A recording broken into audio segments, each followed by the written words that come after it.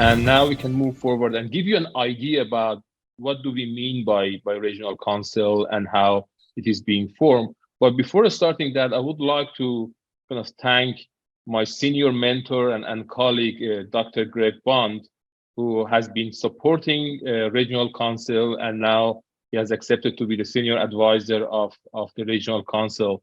Hamad, do you want to have kind of a few words? Thank you very much, Hamed, and I'm honored, and congratulations again, Hamed, for your chairmanship, and this is going to be an important development. And my hats tip to both Alex and Hamad, who are supporting the development of Regional Council, which was started in 2015, so it's only 8 years old, and look at how much it's developed. And Parnian, thank you for all the good work you're doing. And how many, I'm just curious, how many do we have on this call today? And then that'll conclude my remarks. Parnian, do you know? We already have, Greg, we already have over 70 people here. But the good thing is they are from all around the world. And I was just looking into the names. We have right now, we have Tom from NIDA, we have Steve from ISAM. I was checking Marika is from AMCDDA. So we have people from I mean, all around the world and from many different institutions that are here with us today. Okay, thank you very much. By full disclosure, Hamed, that picture is over 30 years old, so I got to get an update, and I'm an old man now, so I got to be realistic about that. Thank you, Hamed. Okay, great to have you, Greg, with us, and thank you very much for your support. And we're looking forward to work together for the next 20, 30 years of work. Hopefully, we'll still have lots of things to do together. So just give you people an idea about what we are doing. I mean, today we are in the 3rd General Assembly of Addiction Medicine Society. We started the 1st General Assembly on February 2022. So it was something like 14 months ago that we had the first General Assembly of Addiction Medicine Societies, bringing people from different addiction medicine societies in different countries together to see how we might be able to work. And then we had the 2nd General Assembly in person in Malta in November last year, basically. And we got to get together there, and we had lots of discussions in Malta. And now we have the 3rd General Assembly today. And the plan is for the coming years, we are going to have one General Assembly in April, in May, March, and that period of time in a virtual way. And then we will have one General Assembly in person in the annual ISAM meetings. So the next General Assembly is going to be in Morocco, in Marrakesh, and in kind of before the start of the ISAM meeting there. So those who are going to join us in Marrakesh will have the 4th General Assembly of Addiction Medicine Societies in Marrakesh. So hopefully you will be joining us in Marrakesh as well. But when we talk about Regional Council, we talk about the assembly of 15 different regions around the world. This is how we divided the world into 15 different regions, as you can see here. And we have one representative from each region in the world, and they are collaborating together to make sure that we will be able to bring and kind of activate global activities in the field of addiction medicine and make sure that we will enable people around the world and societies around the world to contribute to the ISAM activities. So this is the global map that we already have. And during last something like a year, we have been able to fill in many of those positions right now. We already have regional representatives from different parts of the world. And as you know, that has happened in something like a transparent process in terms of we make open calls for those who are interested to be regional representatives. They just submit their applications. We have a review committee. We have interviews with these people. We have done multiple kind of vetting processes, making sure those people who are going to be leader on that part of the world will be able to make that job done. And now we have open calls for a few other parts of the world, and we are working on those pieces. Hopefully, we'll be able to fill in the entire regional council by the 4th General Assembly that we are going to have in Marrakesh. So that is the way that we are trying to make sure we will have regional representatives. And these regional representatives are being elected for 3 years.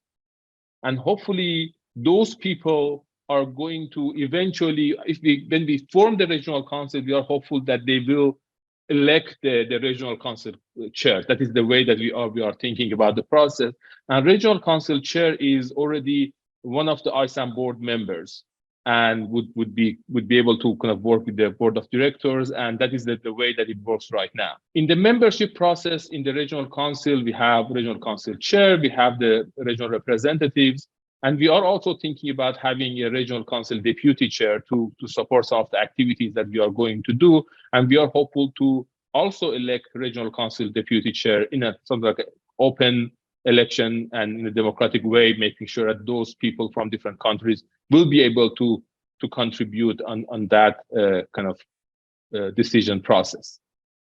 But to give you a basic overview about what we already have in terms of the structure of regional council. So we have regional council representatives, but what we want to make sure that we'll have national ambassadors from countries that are under those specific regional representations. And for those countries that we already have addiction medicine societies as members of the regional council, for those countries, national ambassadors would be the chair or one of the members of those societies. But for those countries that we do not have, we already do not have addiction medicine society active on those countries, we will do a process in terms of electing a national expert to be the member of the council, and we will help those countries to develop their own addiction medicine societies. So we are working to make sure that we'll be able to have addiction medicine societies all around the world. So each country would have its own national addiction medicine national society. I'm happy that we already have something like 50 countries that they already have national addiction medicine societies. But for those countries that they do not have national addiction medicine societies, we are helpful. We will help them to develop those structures. For example, right now we are working with people in Iraq to develop their own national addiction medicine society. So that is the way that we try to enable addiction experts and addiction professionals in different countries to develop their own societies and be a part of that structure that we are working on. And then those national ambassadors will also introduce national experts to have at least something like 10 national experts from each country to be a member of the regional council in a way that we will have representations from people around the world.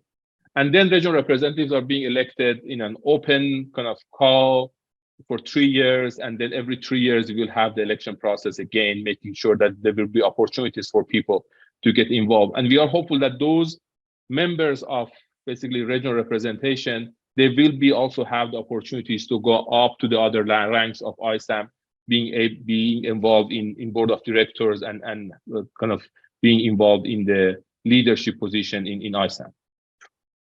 These are the societies that we already have around the world that are working with ISAM, and we are hopeful to engage other societies around the world, and we are hopeful to be able to have representations from other countries. So that is the way that we try to do. And meanwhile, it's not just a part of sort of being a member of a council. We are already engaging those societies. For example, right now, we are running a global addiction medicine report on opioids and treatment services that are available for opioids around the world. And we have, I mean, as you can see here, we already have contributions from addiction medicine societies from different countries.